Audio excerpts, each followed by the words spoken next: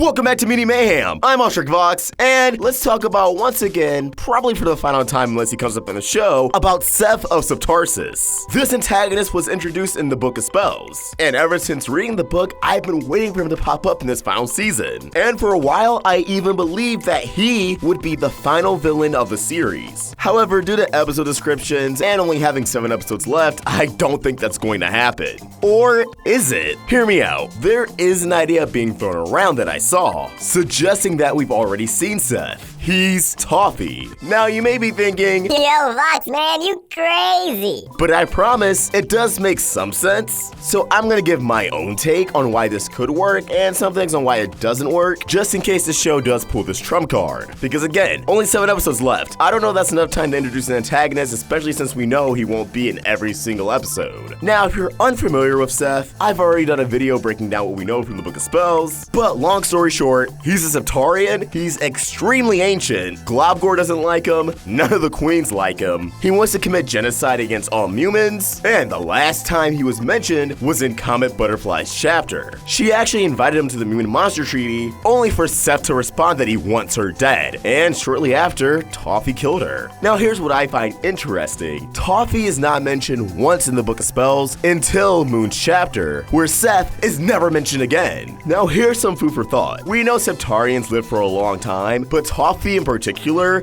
is ancient. In Meteora's lesson, we see Meteora and Glostric time travel back to the age of butterflies, where we meet a young Toffee. And looking at his appearance, his high-pitched voice, and seemingly a bit of an experience, the general observation is that, yeah, this is a younger Toffee. This is bad boy greaser teenage Toffee. But I think this could imply something about Septarians. That for the most part, they age just like any other species. So assumably they would start out as a child, then a teenager. We did see a princess that looked like she was from Toffee species in Snodgras. Then they hit adult, and assumably, eventually, an elderly state. We only have one image of Seth, and yeah, he doesn't look like Toffee, but that could just be because he's old. Maybe he lost his hair and got scaly. Or perhaps that only image of Seth isn't actually a picture of Seth. Maybe it's an artist depiction, based off of rumors and legends. And well, monster prejudice. So that way we think Seth looks like one thing when really he looks like the other. The other being Toffee. Alternatively, it is possible that at some point, Toffee found a way to physically de-age himself. Some sort of fountain of youth. Now look, we know he hates magic, he wanted it destroyed, but we also saw that he was not above using magic for his own advantage. And would it really be a shock to you if any of the butterflies created a spell to de-age themselves, to preserve their youth, make them look younger? Yeah,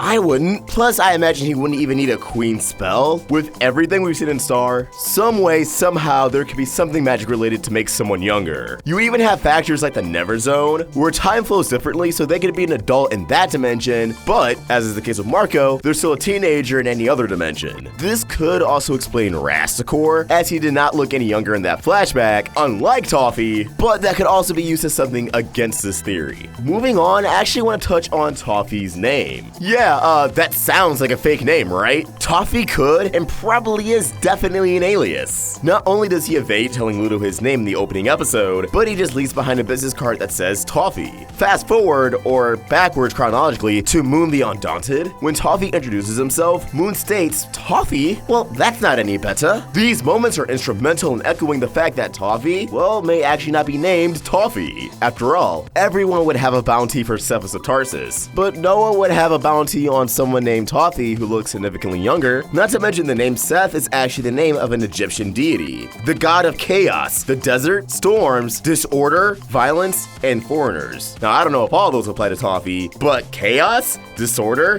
violence, and arguably storms, those definitely suit Toffee and his motives to a T, wanting to eradicate all magic, creating order through disorder. Last but not least, Toffee seems to have an extensive knowledge of the Book of Spells and its contents. He knew of the Whispering spell, he heavily implied he knew about the All-Seeing Eye, and he somehow had a perfect plan of destroying magic. Now, I did theorize that Toffee could have dated Eclipsa, and that's where some of his knowledge stems from, but it could also go deeper than that he learned a lot of things about the butterfly family throughout history, once again changing his identity to cover his tracks. Now, there are some things against this. Again, Rasakor's appearance in the past, the fact that Toffee is a prince and they would need a king, assumably Seth would have been the king or the master. Toffee is a general, but that means he would have someone to answer to, and well, once more, the differences in appearance probably indicates that these two are not one of the same. But hey, what do I know? I'm just a YouTube personality. But this is where I turn the conversation over to you guys. What do you think? Could Toffee be Seth, or do you believe they're different people? Drop your thoughts in the comments below, or you can tweet them at Roundtable Vids, and for my own thoughts, you can find me at Fox. We're also on Instagram. Help the Roundtable grow by either becoming a member of this channel or supporting us over at Patreon. Link in the description. If you enjoyed this video, please throw it a like and subscribe to the Roundtable for more great cartoon content. Thank you for watching, and I hope you have an awesome day. Fox out.